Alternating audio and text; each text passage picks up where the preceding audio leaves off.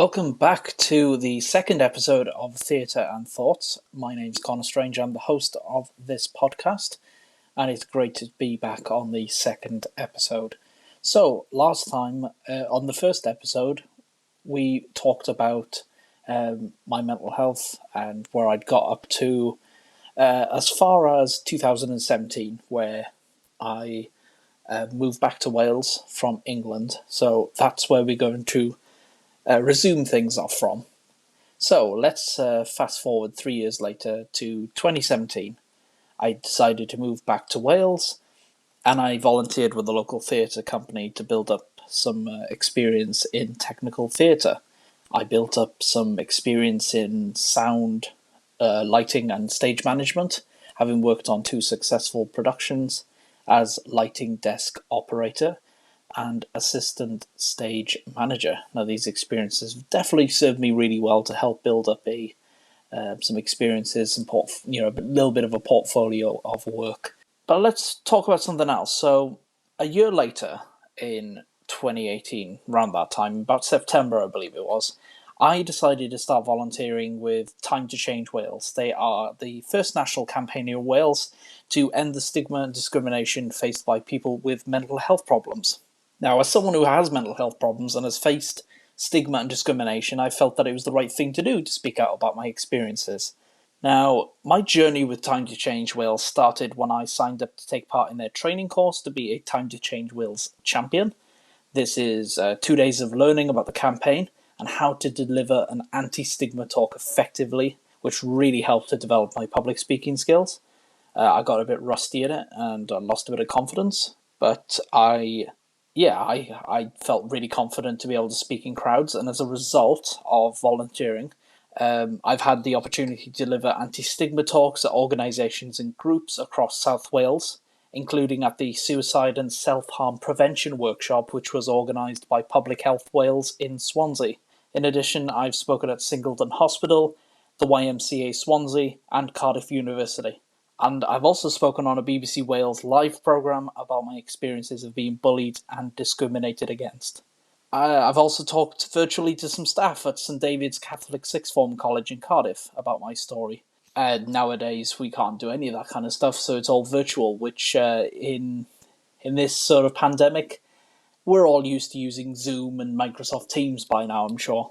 So in May of 2019, I volunteered at Swansea Pride as a parade volunteer, supporting the event, making sure that the parade went smoothly, ensuring that everything kept going, especially when we had vehicles in the parade as well. I was between the ambulance service and I believe Lloyd's Banking Group, so that was quite fun. I can't quite remember that far back. That's a bit of a stretch for my brain. But yeah, very much enjoyed working on Swansea Pride, so big thanks to them for supporting all the volunteers on that event.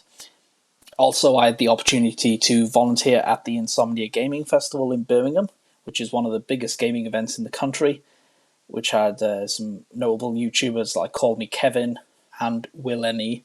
That was a lot of fun being part of that as well. I got to network with so many different people, make new friends, gain that experience in working on live events as well. I was a customer support volunteer, so checking people into the event, making sure that everyone was all right, helping out with the various different exhibitions. I quite enjoyed being part of the VR section, where people got to try on VR headsets and have a bit of fun with VR. I've tried VR before and it's quite fun. I think one of the games I tried was Beat Saber, and that was a load of fun. Really, really enjoyed that. So yeah, that was a very fun event to work on. I'd love to work on another Insomnia in the future, but with this global pandemic currently still ongoing, it could be a while before Insomnia is allowed to return. So, it was during Swansea Pride that I met Mark and Nia Jermin from Jermin Productions. Now, I started talking to them about my interest in technical theatre and other aspects of the industry, and I got in contact with them a couple of months later and asked if there were any openings on any upcoming productions. I thought it would be a long shot, but my patience really did pay off. In November of that same year, in 2019, I was given the opportunity to work on their Cinderella South Wales tour as a follow spot operator and swing technician. Now, hold up a second. I'd never worked on anything this big before. This was monumental for me. I was really, really proud to have got that far. It was a pantomime, and it was so much fun to work on. And as someone who's relatively new to the world of theatre, entertainment, drama, live events, that kind of stuff, I was very, very excited to work with such a well-renowned company in South Wales. And this was such an exciting moment for me, as I'd never worked on a professional production before. And it gave me an opportunity to develop some new skills, create connections in the entertainment industry. So I really want to say thank you to Jermin Productions and to Mark and Nia Jermin especially for giving me that opportunity as well. They're very well renowned people in the industry, and I hope to work with them again in the future. So fast forward to November 2019, and we start to work on the most ambitious production that I've ever worked on, Cinderella. As with all major productions, first comes the get-in. This involves bringing your set pieces, costumes, lighting, various other stage elements, pyrotechnics, special effects, anything like that. Anything and everything that is paramount to a successful production. Then comes assembling your sets, rigging your lights, preparing costumes for your cast and your dancers. And the list goes on. There are just so many I can't even get the word out. So many big tasks that you have to do to put everything together.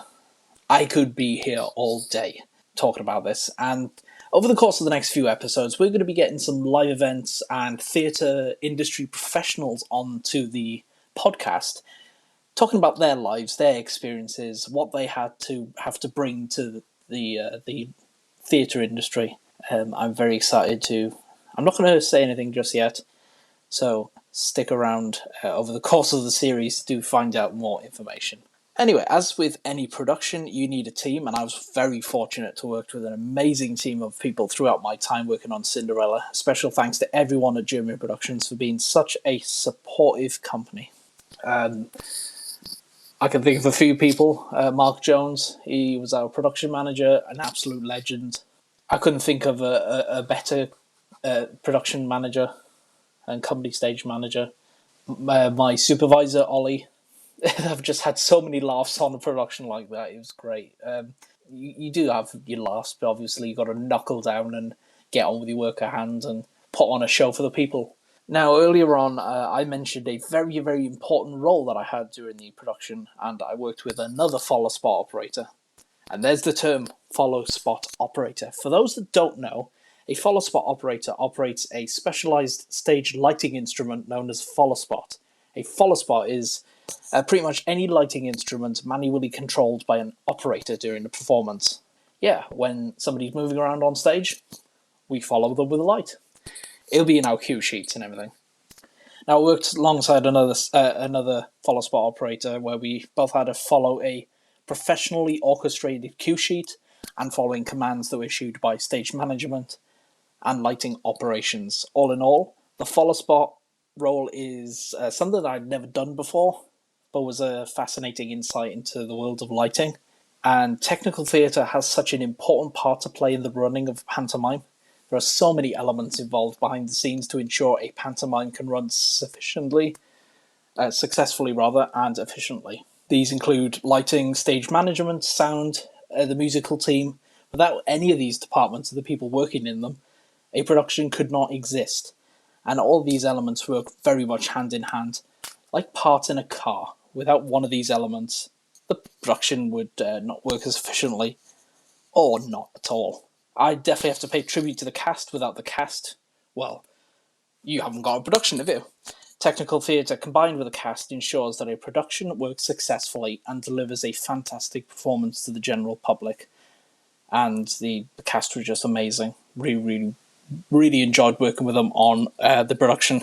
Anyway, looking back to when I was going through school and college, I don't think I would have ever had the confidence to be part of such an amazing touring production, and I'm forever grateful to the company for giving me that opportunity, which has led on some, exciting things, really. I'll mention them in a second. A lot of things that I did have planned have been put on hold for the foreseeable future due to the current coronavirus outbreak. Yeah, keeping myself motivated has definitely been difficult. Something I've found really hard.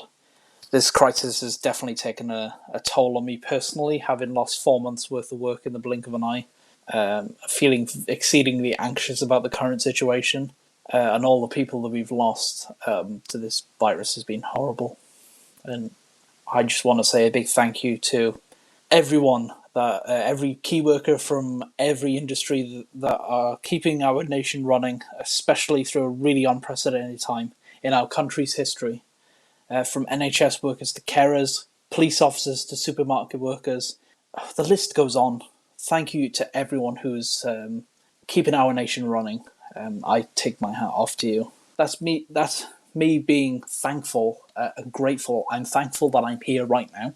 Thankful that I'm recording this. Thankful that I'm bringing this message out to the rest of the world. Even I can't thank key workers enough for everyone really. And it's like I've said time and time again. Theatres and technicians will come back. Actors and actresses will rise up and act again. And everyone from every area of the arts and entertainment industry will come back to give not an amazing performance, a bloody great performance. I tell you that right now. I'm passionate about theatre. I'm passionate about live events. I'm passionate about entertainment. And I'm passionate about every single audience that we serve out there. Passionate about giving them a performance of a lifetime. Something that they'll take away with them and go, I really enjoyed that. But until that time where this virus goes, I'll just keep on carrying on to keep myself positive and busy, like I've always done. Keeping myself motivated, keeping myself busy with university work. I'm proud to have got into university, which is one of the things I'm going to talk about. And I want to say a few thank yous to some companies and organisations and people who have been amazing over the years. Eden FM Radio for giving me my first chance in radio. Special thanks to Lee Quinn, Martin Cowan, Ben France and Andy Neen. Also thanks to Zoe Bader for your help and letting me shadow you on your shows. I can't thank you all enough. Penrith Players for giving me my first voluntary opportunity in technical theatre. Get the Chance Wales for featuring my blogs. Special thanks to Guy for always believing in me. I've written a couple of blogs for them. Jermin Productions, as I said, for giving me my first paid opportunity. Special thanks going to Mark and Nia Jermin, Ollie Gordon-Rump, Mark Jones, Grace Billsborough, Luke Jones, and every cast and crew member on this production, the production I worked on. Too many names to write down. And I hope to work with them in the future on their upcoming productions. I can't thank you, the people that are listening to my podcast as well, for the support that you're giving me. You're all absolutely amazing. We're going to round up this podcast now. The next episode, we're going to have some people coming in onto the podcast to talk about their lives and what they do. So take care, everyone. I'll see you in the next episode. Bye for now.